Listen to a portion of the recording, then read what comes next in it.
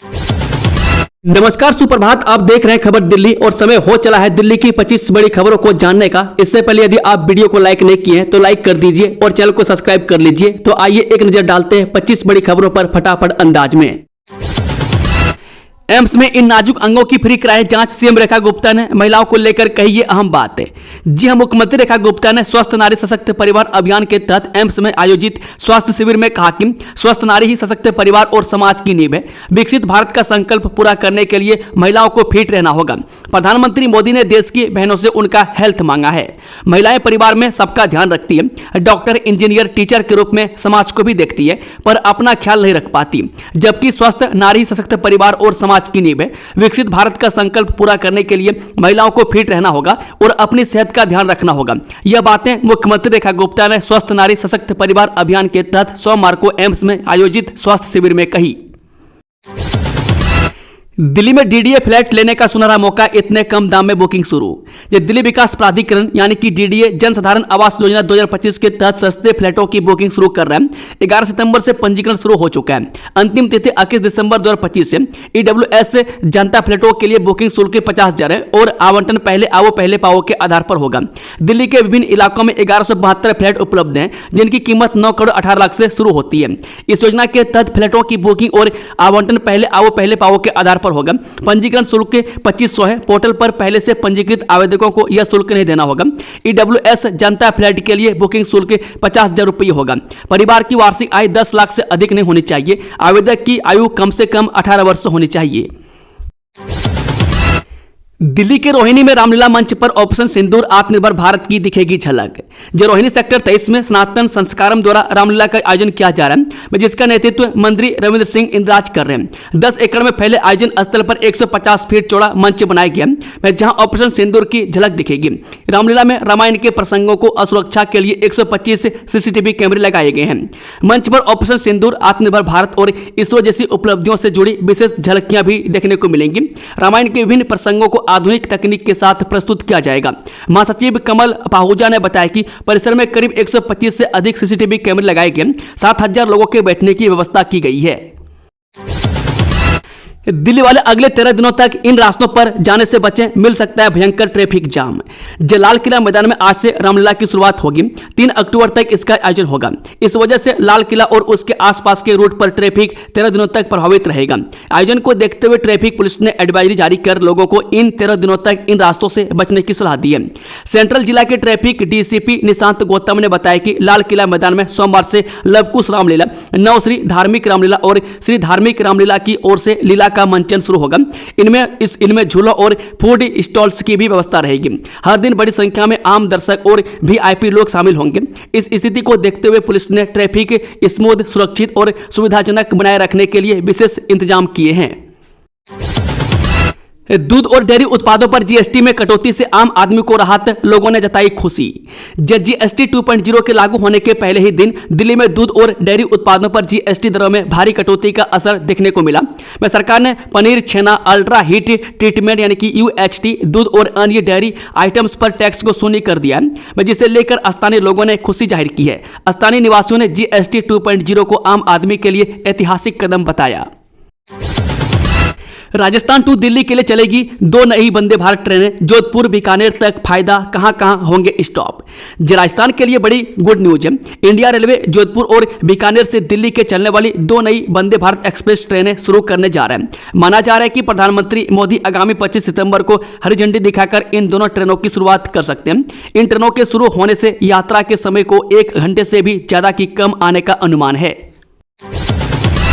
मेरी रील देखना कम कर दो, अरविंद केजरीवाल को सीएम रेखा गुप्ता ने क्यों दी ऐसी नसीहत। ये दिल्ली के पूर्व मुख्यमंत्री और आम आदमी पार्टी के राष्ट्रीय संयोजक अरविंद केजरीवाल ने हाल ही में एक दिल्ली की सीएम रेखा गुप्ता का एक वीडियो शेयर किया था, जिसमें वह ईवीएम को लेकर कुछ बातें करती नजर आ रही थी। इस वीडियो पर अरविंद केजरीवाल ने हैरानी जताते हुए कैप्शन में लिखा था कि दिल्ली की सीएम ये क्या कह रही है। आप नहीं बचेंगे, चाहे मॉरिशस जाकर छिपें या कनाडा, ज्ञानेश कुमार से आप नेता Saurabh Bharadwaj. Election commission of India के मुख्य निर्वाचन अधिकारी ज्ञानेश कुमार पर आम आदमी पार्टी के नेता सौरभ भारद्वाज ने जोरदार हमला बोला है। आप नेता ने कहा, आज सरकार भारतीय जनता पार्टी की है तो ज्ञानेश कुमार बच जाएंगे, लेकिन जिस दिन सरकार बदली मैं उन्हें बताना चाहता हूं कि आप नहीं बचेंगे, मॉरिशस में जाकर छिपें या कनाडा में। स्मोक खाने वाली सड़कों का होगा परीक्षण, दिल्ली में प्रदूषण से निपटने की नई पहल। दिल्ली सरकार प्रदूषण की समस्या से निपटने के लिए एक नई पहल पर विचार कर रही है। पर्यावरण मंत्री मनजिंदर सिंह सिरसा ने पर्यावरण विभाग को स्मोक खाने वाली कोटिंग्स पर एक विस्तृत अध्ययन करने का निर्देश दिया है। इस तकनीक में सड़कों, कंक्रीट और टाइलों पर एक विशेष लेप लगाया जाएगा जो हवा में मौजूद नाइट्रोजन डाइऑक्साइड और हानिकारक हाइड्रोकार्बन को कम करने में मदद करेगा। पर्यावरण मंत्री मनजिंदर सिंह सिरसा ने कहा कि टाइटेनियम ऑक्साइड आधारित तकनीक का विदेशों में परीक्षण किया जा चुका है और दिल्ली सरकार बड़े पैमाने पर इसे लागू करने से पहले इसकी प्रभावशीलता का आकलन करेगी। तिहाड़ जेल से हटाई जाए अफजल गुरु और मकबूल भट्ट की कब्रें, दिल्ली हाईकोर्ट में दायर की गई याचिका। दिल्ली हाईकोर्ट में अफजल गुरु और मकबूल भट्ट को लेकर याचिका दाखिल की गई है। विश्व वैदिक सनातन संघ की ओर से यह याचिका दायर की गई है। याचिका में मांग की गई है कि तिहाड़ जेल में बनी अफजल गुरु और मकबूल भट्ट की कब्रें हटाई जाए। अगर हटाना संभव न हो तो अवशेष किसी गुप्त जगह पर ले जाए जाए। याचिका में तर्क दिया गया कि अफजल गुरु और मकबूल भट्ट की ये कब्रें चरमपंथियों का ठिकाना बनी हुई है। आतंकवाद की महिमा गढ़ने का खतरा है, जेल सुरक्षा और कैदियों पर इसका असर पड़ रहा है। ये कब्रें दिल्ली प्रिजन रूल्स और जेल मैनुअल का उल्लंघन है। ईवीएम को लेकर उठे सवाल पर हाईकोर्ट में सुनवाई, हाईकोर्ट ने डीयू को नोटिस जारी कर मांगा जवाब। दिल्ली हाईकोर्ट ने दिल्ली विश्वविद्यालय छात्र संघ यानी कि डूसू चुनाव में इस्तेमाल हुई ईवीएम को सुरक्षित रखने का निर्देश दिया है। एनएसयूआई नेता रौनक खत्री और जोसलिन नंदिता चौधरी की याचिका पर हाईकोर्ट ने डीयू से जवाब मांगा है। मैं जोसलिन एबीवीपी के आर्यन मान के डूसू अध्यक्ष पद पर निर्वाचन को चुनौती दी है। अदालत इस मामले की आगे सुनवाई करेगी। प्रधानमंत्री जी आप विदेशी जहाज में घूमना छोड़िए, एक्स पर अरविंद केजरीवाल का पीएम पर तंज। जी हां, आज से भारत में कई वस्तुएं सस्ती हो गई हैं क्योंकि जीएसटी में बदलाव हुआ है। अब सिर्फ 2 स्लैब 5% और 18% बचे हैं। प्रधानमंत्री मोदी ने स्वदेशी सामान खरीदने का आह्वान किया, जिस पर केजरीवाल ने निशाना साधते हुए कहा कि पहले प्रधानमंत्री खुद विदेशी सामान का इस्तेमाल करना छोड़ें। केजरीवाल ने पीएम मोदी से अमेरिकी कंपनियों को बंद करने की भी बात कही है। केजरीवाल ने अपने एक्स अकाउंट पर लिखी कि प्रधानमंत्री जी आप चाहते हैं कि जनता स्वदेशी इस्तेमाल करें तो आप खुद स्वदेशी इस्तेमाल करना शुरू कीजिए। केजरीवाल ने कहा, जिस विदेशी जहाज से रोज घूमते हैं उसे छोड़ दीजिए, सारा दिन जितने विदेशी सामान इस्तेमाल करते हैं उन्हें छोड़ दीजिए। पीड़ित परिवार को 1-1 करोड़ का मुआवजा देने की मांग, आम आदमी पार्टी ने भाजपा को घेरा। जब बाहरी दिल्ली के किराड़ी में ट्रेन से कटकर 2 बच्चों की मौत हो गई, आम आदमी पार्टी ने इस घटना के लिए भाजपा सरकार को जिम्मेदार ठहराया। आप विधायक अनिल झा ने रेलवे ओवरब्रिज की मांग को लेकर सरकार पर लापरवाही का आरोप लगाया और मृतकों की परिवार को मुआवजे की मांग की। किराड़ी से आप विधायक अनिल झा ने कहा कि यहां पर कई सालों से रेलवे ओवरब्रिज बनाने की मांग की जा रही है। मैं खुद प्रधानमंत्री, रेल मंत्री और केंद्र मंत्री, दिल्ली सरकार के मुख्य सचिव को कई पत्र लिख चुका हूं, लेकिन अभी तक आश्वासन के अलावा कुछ नहीं मिला, जबकि ओवरब्रिज बनाने में 10 से 12 करोड़ रुपए की लागत आएगी। प्रीतमपुरा से नाथुपुर के बीच आवाजाही होगी आसान, 75 लाख से होगा सड़क का नवीनीकरण। सोनीपत के प्रीतमपुरा से नाथुपुर को जोड़ने वाली सड़क का नवीनीकरण किया जाएगा। विधायक कृष्णा गहलावत ने 75 लाख रुपए की लागत से बनने वाली इस सड़क परियोजना का शिलान्यास किया। सरकार गांव में सड़कों और अन्य बुनियादी सुविधाओं को बेहतर बनाने के लिए काम कर रही है। माफिया रात में कर रहे हैं बड़ा खेल, सफेद पोश और अधिकारी मुंद लेते हैं आंखें, हैरान कर देगी हापुड़ की ये रिपोर्ट। हापुड़ जिले में अवैध खनन का धंधा तेजी से फल फूल रहा है। खासकर गढ़मुक्तेश्वर तहसील क्षेत्र में माफिया गंगा की तलहटी में रात दिन खनन कर रहे हैं, जिससे सरकारी राजस्व और पर्यावरण को भारी नुकसान हो रहा है। आरोप है कि इस खेल में कुछ से सफेद पोश और अधिकारी भी शामिल हैं जो रिश्वत लेकर आंखें मूंद लेते हैं। गढ़मुक्तेश्वर जो तीर्थ नगरी के रूप में जाना जाता है, अब खनन माफियाओं का स्वर्ग बन चुका है। यहाँ गाँव रजेटी, हासूपुर, सलोनी, पलवाड़ा, चितोड़ा, अल्लाह बख्शपुर समेत अन्य गांवों में अवैध खनन जोरों पर है। माफिया ठेकेदारों को अवैध ठेके देते हैं जो बुलडोजर और पॉकलैंड मशीन से मिट्टी रेत निकालकर ठिकानों पर पहुंचाते हैं। महिला ने पति की गर्लफ्रेंड से मांगा बेवफाई का हार जाना, जाने कोर्ट ने क्या कहा। जो अवैध संबंध शादी को बर्बाद कर देते हैं। पति या पत्नी के अवैध संबंधों के कारण एक बसा बसाया घर उजड़ जाता है। मैं दिल्ली में पत्नी के अवैध संबंधों से जब एक घर उजड़ा तो पत्नी टूट गई, लेकिन फिर उसने पति की गर्लफ्रेंड को सबक सिखाने के लिए अदालत का दरवाजा खटखटाया। कोर्ट ने भी महिला की भावना को समझा और पति की प्रेमिका पर मुकदमा चलाने का आदेश दे दिया। न्यायमूर्ति पुष्पेंद्र कुमार कौरब की पीठ ने कहा कि ऐसा मुकदमा फैमिली कोर्ट में नहीं बल्कि दीवानी न्यायालय में दायर किया जा सकता है। पत्नी ने अपने पति की कथित गर्लफ्रेंड के खिलाफ 1 करोड़ रुपए का हर्जाना मांगा है। क्या है टीओडी पॉलिसी जो दिल्ली में होगी लागू? मंत्री खट्टर बोले लैंड कॉस्ट के साथ पॉल्यूशन भी होगा कम। जो केंद्रीय आवास एवं शहरी मामलों के मंत्री मनोहर लाल खट्टर ने रविवार को कहा कि राष्ट्रीय राजधानी दिल्ली में जल्द ही एक ट्रांजिट ओरिएंटेड डेवलपमेंट नीति को अंतिम रूप देकर लागू किया जाएगा। इस पॉलिसी का उद्देश्य राजधानी की सड़कों पर यातायात को कम करना, बहुमंजिला इमारतों को बढ़ावा देना और शहरी विकास के साथ सार्वजनिक परिवहन को एकीकृत करके सभी सामर्थ्य को बढ़ाना है। उन्होंने कहा कि यह व्यापक मेट्रो नेटवर्क के विस्तार से सड़क पर भीड़ भाड़ को कम करने और सार्वजनिक परिवहन को और बेहतर बनाने के लिए एक रणनीतिक कदम है। हरियाणा में हमने ये पॉलिसी लागू कर दी है। मुफ्त बस सफर के लिए कैसे कराएं रजिस्ट्रेशन, किन्हें नहीं मिलेगा फायदा? दिल्ली की टीडीसी बसों में महिलाओं और ट्रांसजेंडर्स के मुफ्त सफर के लिए जारी गुलाबी टिकट बंद होने वाले हैं। उनकी जगह सहेली स्मार्ट कार्ड लॉन्च होंगे। अक्टूबर से शुरू होने वाली सहेली स्मार्ट कार्ड की रजिस्ट्रेशन प्रक्रिया पूरी तरह ऑनलाइन होगी। केवाईसी कंप्लीट होने के बाद कार्ड घर तक पहुंचेगा। दिल्ली की 12 साल या उससे अधिक की महिलाएं और ट्रांसजेंडर से ही सरकार की इस सुविधा का लाभ उठा पाएंगे। पूरे नवरात्रि व्रत रखूंगी अभिनेत्री पूनम पांडे का ऐलान। दिल्ली की रामलीला में निभाएंगी मंदोदरी का किरदार।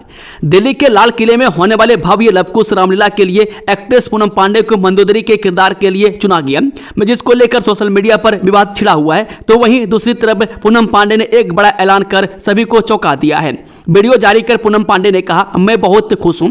मैंने तय किया है कि मैं पूरे नवरात्रि व्रत रखूंगी ताकि तन मन से इस रोल यानी कि मंदोदरी को और बेहतर कर सकूं। जानकारी के लिए बता दें कि लवकुश रामलीला में राज बब्बर के बेटे आर्य बब्बर रावण की भूमिका निभाएंगे।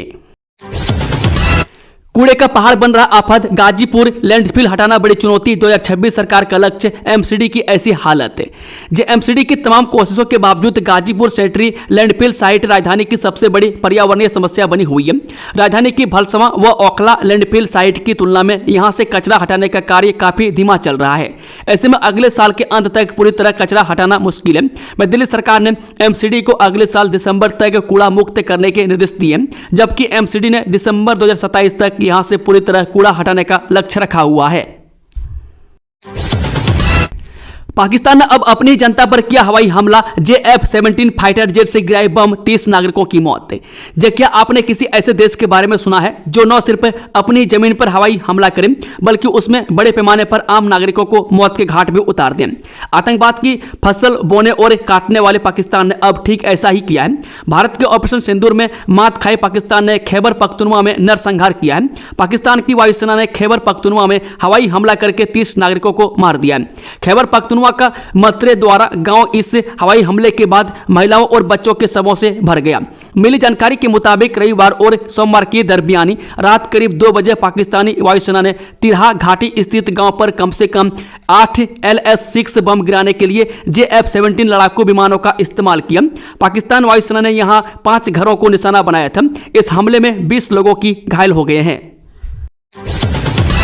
नवरात्रि में सोना खरीदने में छूटेंगे पसीने, कीमतों में आया जबरदस्त उछाल, चांदी में भी भारी तेजी, जानिए भाव। सोने की कीमत में आज हफ्ते के पहले कारोबारी दिन सोमवार को जबरदस्त तेजी देखने को मिला है। घरेलू फायदा बाजार में भी सोने में भारी इजाफा देखा जा रहा है। MCX एक्सचेंज पर सोना आज ऑल टाइम हाई पर पहुंच गया। सोमवार दोपहर सोना 1.34% या 1433 रुपए की बढ़त के साथ 1,11,280 रुपये प्रति 10 ग्राम पर ट्रेड करता दिखाई दिया। वैश्विक बाजार में भी सोने की कीमतों में आज भारी तेजी देखी जा रही है। राष्ट्रपति द्रौपदी मुर्मू राष्ट्रपति सैलून नहीं महाराजा एक्सप्रेस से जाएंगी मथुरा। देखिए कितनी स्पेशल है ये ट्रेन। राष्ट्रपति द्रौपदी मुर्मू 25 सितंबर को मथुरा वृंदावन जाएंगी, जहां वह भगवान श्री कृष्ण व राधा रानी के दर्शन करेंगी। राष्ट्रपति के लिए नई दिल्ली रेलवे स्टेशन से मथुरा तक महाराजा एक्सप्रेस को प्रेसिडेंट स्पेशल ट्रेन के रूप में चलाया जाएगा।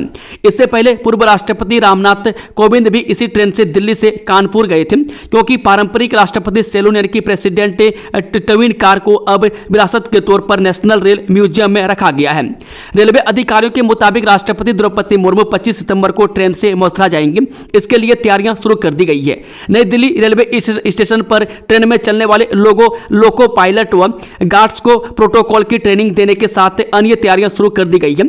रेलवे और राष्ट्रपति भवन के अधिकारियों की तरफ से ट्रेन में सफर की सभी तैयारियां तेज कर दी गई है।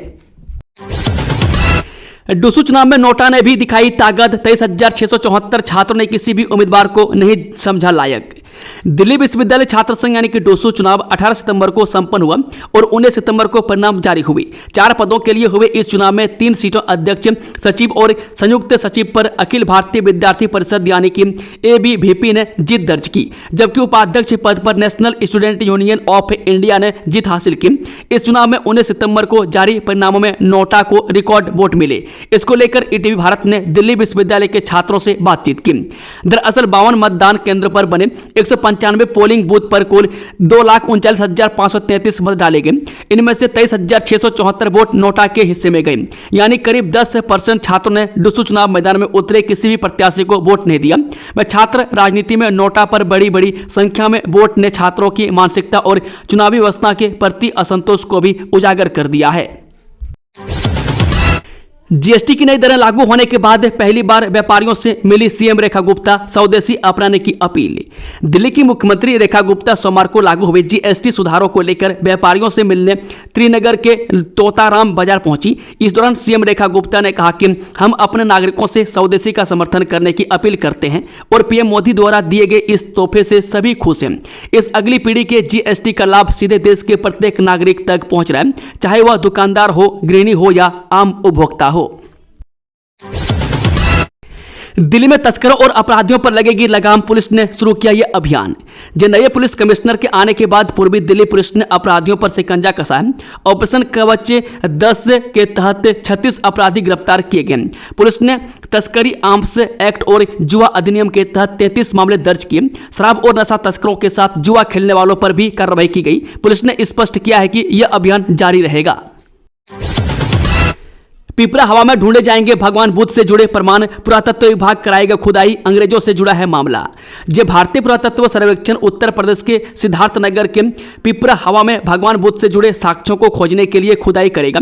127 साल पहले अंग्रेजों ने यहां बुद्ध के अवशेष खोजे थे। अब ASI और अधिक साक्ष्य जुटाने के लिए खुदाई करेगा। 1898 में ब्रिटिश सरकार बुद्ध के जो अवशेष ले गई थी वे हाल ही में भारत लौटे हैं।